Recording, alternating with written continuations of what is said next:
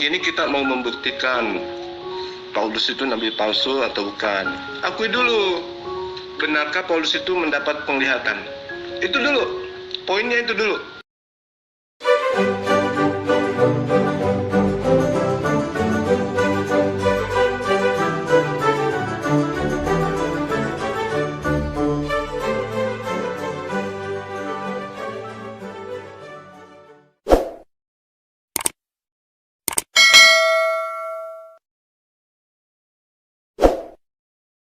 Tentu Anda sudah tahu semuanya, yaitu Rasul Paulus. Bagaimana kisah hidupnya, bagaimana sepak terjangnya sebagai seorang Rasul Yesus Kristus, dan apa pengaruhnya terhadap kekristenan sampai hari ini. Untuk itu, Anda jangan beranjak dari tempat Anda, karena kita akan mengupas tuntas segala hal tentang Rasul Paulus. Karena ini tokoh yang sangat-sangat penting di dalam Alkitab, yang satu-satunya menjadi bahan pembicaraan sampai hari ini. Menjadi bahan perdebatan sampai hari ini. Dan kekristenan banyak dibuli karena peran seorang Rasul Paulus. Untuk itu, Anda jangan kemana-mana. Kita akan kupas tuntas sampai tas. Saudara-saudara, baiklah, kita akan melihat dulu latar belakang dari seorang Rasul Paulus. Rasul Paulus dilahirkan dengan dua nama, yaitu Saulus, itu bahasa Ibraninya, dan Paulus, bahasa Yunaninya. Paulus dilahirkan di Tarsus, ya, makanya disebut Paulus dari Tarsus. Tarsus itu terletak di Turki sekarang, ya, di Turki. Dan dia sendiri berkebangsaan Romawi. Tapi dia asli orang Yahudi, saudara-saudara. Jadi dia ini seperti diaspora. Itu orang-orang yang merantau ke luar negeri, ya, dan menjadi warga negara, ya, di negara mana dia tinggal. Jadi ini diaspora Yahudi. Itulah Rasul Paulus. Dan Rasul Paulus ini itu bukan orang sembarangan, saudara-saudara. Dia ini orang yang sangat berpengaruh, ya, dalam agama Yahudi. Ya, dia itu adalah termasuk di situ sebagai orang pinternya orang Yahudi. Ya, dia memang berpendidikan tinggi. Rasul Paulus itu memang orang yang berpendidikan tinggi dan dia fasih berbahasa Ibrani dan Yunani. Di zaman itu bahasa Yunani adalah bahasa internasional, ya. Rasul Paulus sendiri bisa disebut sebagai orang Farisi, orang yang sangat mendalami, ya, seluk-beluk agama Yahudi. Kemudian dia juga sangat konsisten, sangat kuat dalam memelihara adat istiadat Yahudi. Nah, saking fanatiknya dengan agama Yahudi, Saulus ini termasuk dalam satu kelompok yang hobinya menganiaya jemaat Allah, ya. Jadi dia ini sama dengan FPY, ya. Jadi dia disebut FPY. Apa FPY? Front Pembela Yahudi, ya. Jadi begitu fanatiknya, begitu radikalnya, sehingga dia sangat membenci Tuhan Yesus, sangat membenci orang-orang Kristen, dan sangat membenci kekristenan, ya. Hampir setiap saat dia mengejar-ngejar, ya, orang-orang Kristen, jemaat-jemaat Tuhan, kemudian ditangkap, ya, kemudian dimasukkan ke penjara, dianiaya, bahkan dia berani membunuh mereka juga, ya. Banyak, ya, orang-orang Kristen yang mati di tangan Saulus ini. Nah, jadi apa menariknya dengan kisah Saulus? Yaitu setelah Tuhan Yesus terangkat, ya, ke sorga, beberapa lama kemudian Saulus masih giat, ya, giat dengan pekerjaannya sebagai anggota FPY, Front Pembela Yahudi, yang hobinya menganiaya jemaat Allah, ya. Suatu ketika dia dalam perjalanan menuju Damsyik, ya. Damsyik itu kalau sekarang disebut Damaskus, ya, Damaskus. Jadi dia dalam perjalanan ke sana, tujuannya ingin menganiaya jemaat. Ya. Dalam perjalanan, sudah hampir dekat ke Damaskus, dalam perjalanan Tuhan Yesus menampakkan diri kepada Paulus, yaitu dalam bentuk sinar, ya, sinar cahaya yang sangat terang mengelilingi Rasul Paulus, berputar-putar di tubuhnya Rasul Paulus, ya, bisa dibayangkan ya. Jadi sinar ini memutari tubuhnya Rasul Paulus sampai saking kuatnya sinar ini matanya menjadi buta, ya. Kemudian ada suara berkata, "Saulus, Saulus, mengapa engkau menganiaya aku?" Ya. "Saulus, Saulus, mengapa engkau menganiaya aku?" Siapa yang berkata ini, saudara? Yang berkata ini adalah Tuhan Yesus. Mengapa disebut engkau menganiaya aku? Padahal Rasul Paulus tidak pernah loh menganiaya Tuhan Yesus. Tapi Tuhan Yesus berkata, mengapa engkau menganiaya aku? Karena aku di situ, itu yang dimaksudkan adalah jemaat Allah. Jemaat Kristus. Ya. Karena jemaat adalah tubuh Kristus. Jadi kalau menganiaya jemaat, sama dengan menganiaya tubuh Kristus. Ini harus dipahami, ya. Jadi kalau orang menganiaya jemaat Kristus, sama dengan dia menganiaya Yesus sendiri, menganiaya Tuhan Yesus sendiri. Itu harus dicamkan, ya. Jadi jangan coba-coba menganiaya jemaat Tuhan Yesus, karena jemaat adalah tubuh Kristus itu sendiri. Nah, kemudian Saulus berkata, sambil matanya terpejam, mungkin perih ya saudara-saudara ya dengan sinar tadi. Saulus berkata, "Siapakah engkau, Tuhan?" Dia berkata demikian, ya. "Siapakah engkau, Tuhan?" Ya. Dalam kondisi Rasul Paulus tergeletak di tanah. Dan dia bertanya tadi ya, "Siapakah engkau, Tuhan?" Maka suara itu menjawab, "Akulah Yesus yang engkau aniaya itu." Waduh, saudara, mungkin Rasul Paulus kaget ya, kaget, dan belum lagi matanya waktu itu menjadi buta karena sinar yang begitu menyilaukan itu ya. Maka pada saat itu Rasul Paulus bangkit dan diangkat, kemudian dituntun ya oleh teman seperjalanannya. Akhirnya mereka sampai di Damsyik. Nah, setelah Rasul Paulus sampai di Damsyik, ya, kemudian ada seorang murid yang bernama Ananias. Ya, Tuhan Yesus menampakkan diri ya kepada Ananias, ya, dalam berkata kepada Ananias dalam penampakan. Dan Ananias diutus oleh Tuhan Yesus untuk menemui Rasul Paulus di Damsyik. Ya. Nah, waktu itu Ananias sudah berkata, ya, mana mungkin lah ya orang ini akan menjadi rasul, ya. Enggak mungkin lah Tuhan gitu, ya. Engkau kan tahu orang ini penganiaya jemaat, banyak jemaat yang mati di tangannya, ya. Banyak jemaat yang dianiaya.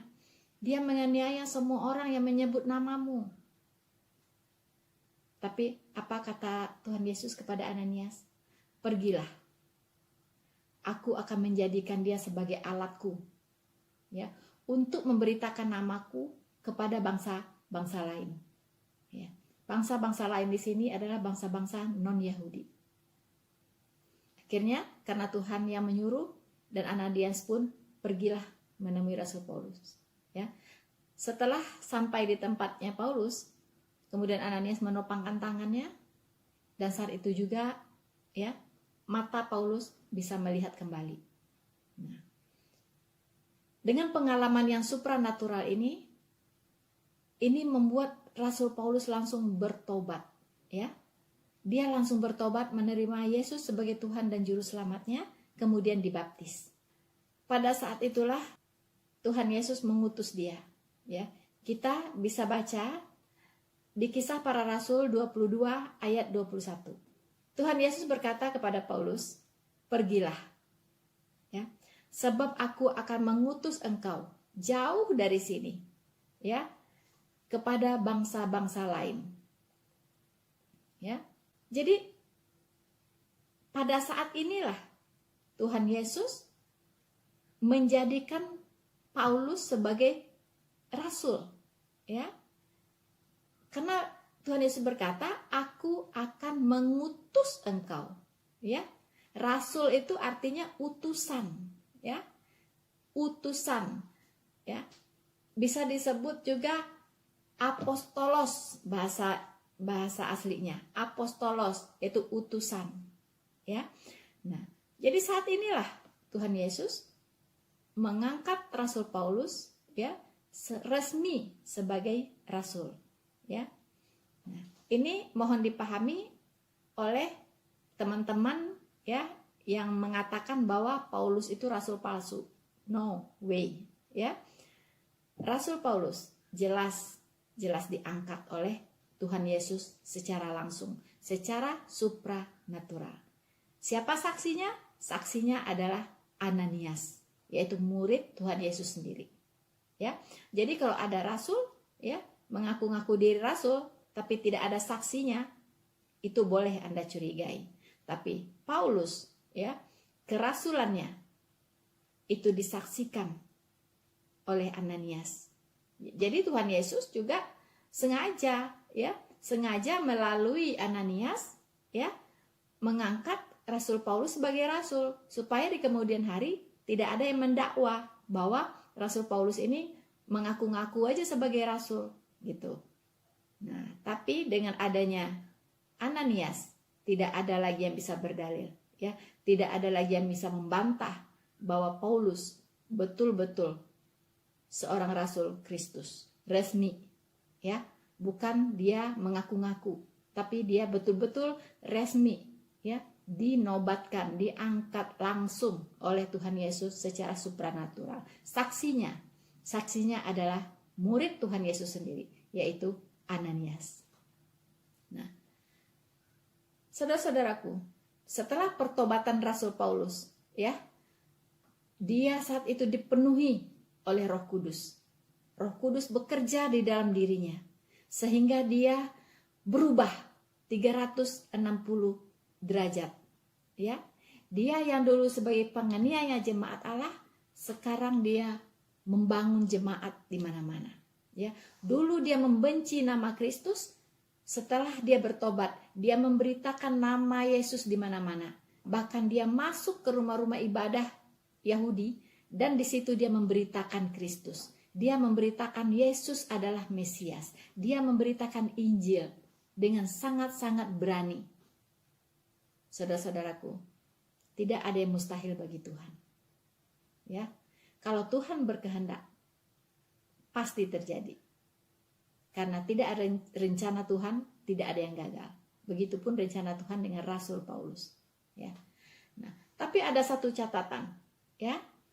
Tuhan Yesus berkata kepada Ananias, ya, bahwa dia akan kujadikan alatku, ya, untuk memasyhurkan namaku kepada bangsa-bangsa lain, ya.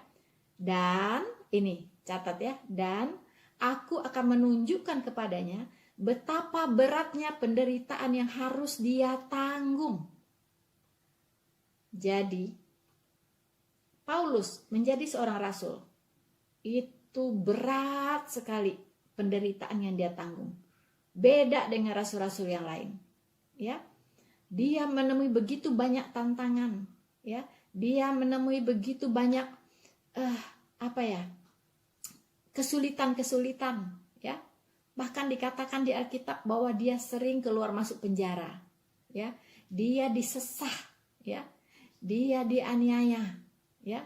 Dulu dia menganiaya jemaat, sekarang dia yang dianiaya oleh orang-orang yang tidak percaya, ya.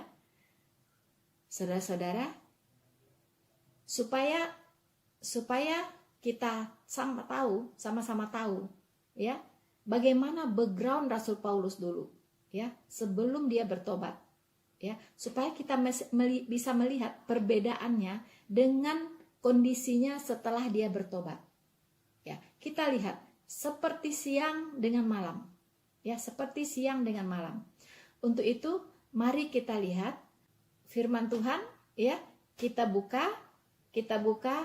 Alkitab kita akan melihat bagaimana Rasul Paulus itu, ya, begitu jahatnya, ya, begitu sadis dan kejamnya, ya, menjadi seorang Farisi, ya, menjadi seorang FPY, ya, anggota FPY, Front Pembela Yahudi, ya. Mari kita buka Galatia 1 ayat 13, ya. Galatia 1 ayat 13.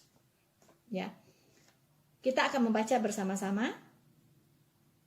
Karena kita harus tahu ini, maka kita akan bisa melihat perubahan Rasul Paulus, ya, dalam sekejap karena kuasa Roh Kudus, kuasa Tuhan Yesus sendiri, ya. Galatia 1 ayat 13. Sebab kamu telah mendengar tentang aku, ya, tentang hidupku dahulu dalam agama Yahudi, ya. Tanpa batas aku menganiaya jemaat Allah, ya. Jadi tanpa batas aku menganiaya jemaat Allah dan berusaha membinasakannya. Bayangkan saudara, ya, bagaimana sadisnya nih, ya, Saulus ini, ya kan? Dia betul-betul, ya, membenci sekali orang-orang yang memanggil-manggil nama Yesus, ya. Membenci sekali yang namanya orang Kristen, ya, membenci yang namanya orang-orang jemaat-jemaat Allah, ya. Jadi sebelum ada orang seperti hari ini menutup-nutup gereja, ya, mengintimidasi umat Kristen, orang-orang percaya, ya, mempersulit, ya, pendirian rumah-rumah ibadah, ini sudah dilakukan lebih duluan oleh Saulus, ya. Saulus itu pekerjaannya, ya, menganiaya jemaat. Bahkan, ya, kalau ada bom waktu itu mungkin dia sudah ledakkan bom, ya, di tempat-tempat ibadah orang-orang Kristen, ya. Mungkin mereka sudah melakukan bom bunuh diri anggota FPY ini saat itu. Cuman bom waktu itu belum ada. Jadi main bunuh-bunuh aja. Ditangkap, dijemplungin ke penjara, ya. Karena Saulus ini mendapat izin dari imam-imam Yahudi untuk menganiaya jemaat Allah. Jadi mereka ini sudah bekerja sama, gitu.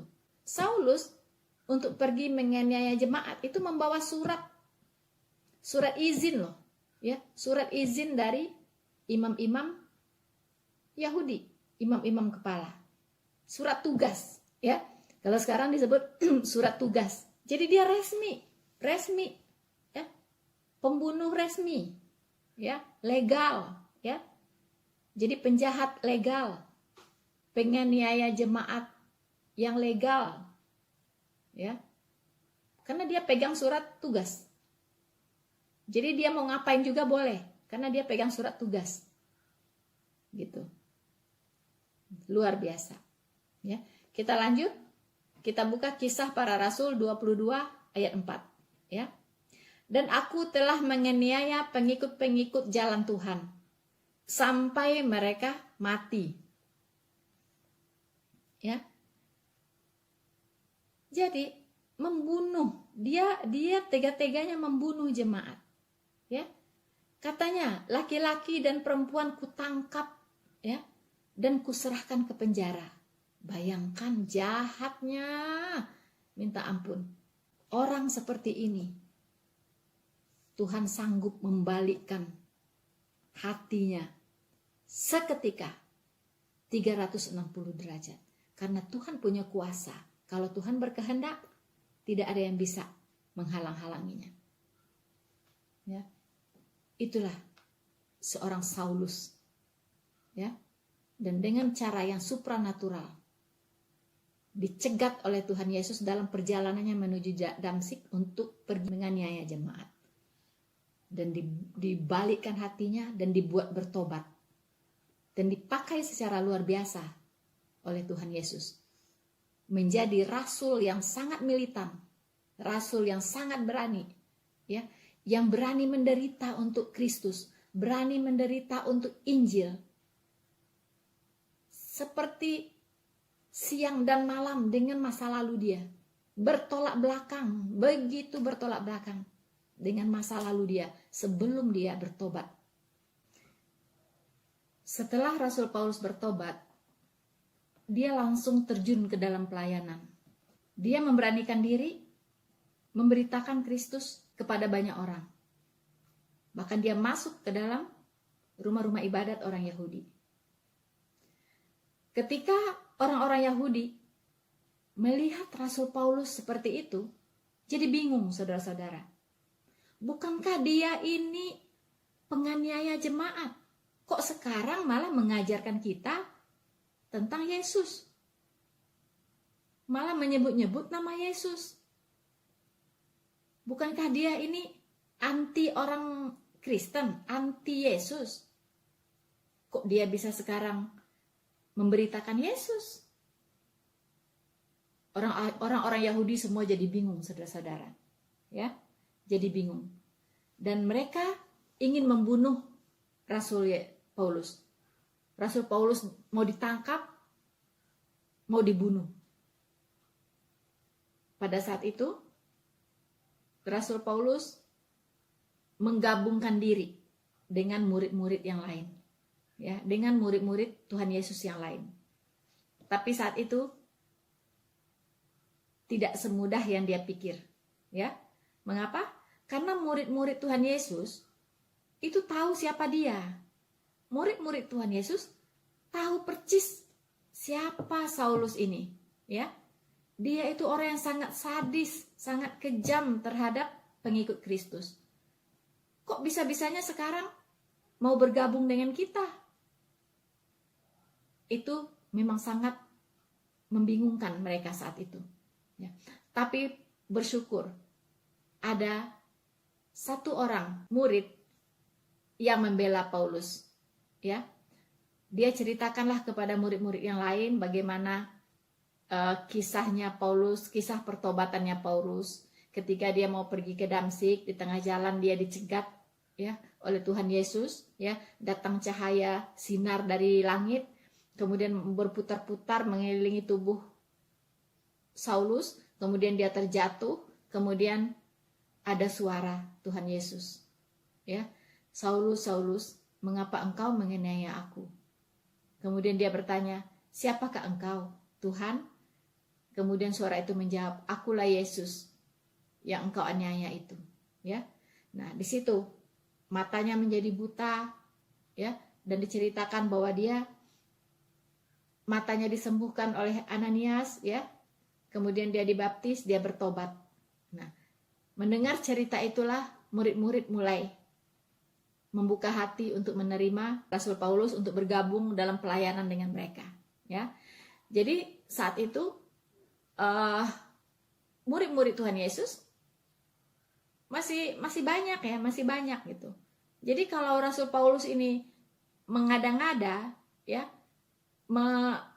berdusta, memberitakan ajaran yang bertentangan dengan ajarannya Tuhan Yesus, pasti sudah dibereskan dulu oleh murid-murid ini, ya kan? Pasti Paulusnya dibereskan oleh mereka gitu, pasti ditegur, ya kan? Pasti pasti dikucilkan atau diusir dan sebagainya. Tapi kan tidak, mereka melayani bersama-sama, ya.